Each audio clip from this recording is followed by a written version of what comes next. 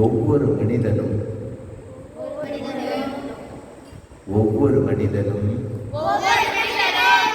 முதலில் தன்னிடம் நம்பிக்கை வைக்க வேண்டும்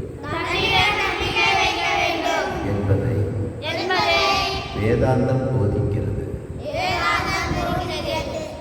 நமது ஆன்மாவின் மகிமையில்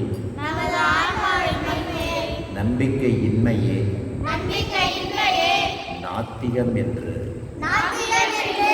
வேதாந்தம் கூறுகிறது. சந்தேகமின்றி பலருக்கு இது பயங்கர கருத்துதான். இது அடைய முடியாத குறிக்கோள் என்று நம்மில் பலரும் நினைக்கலாம்.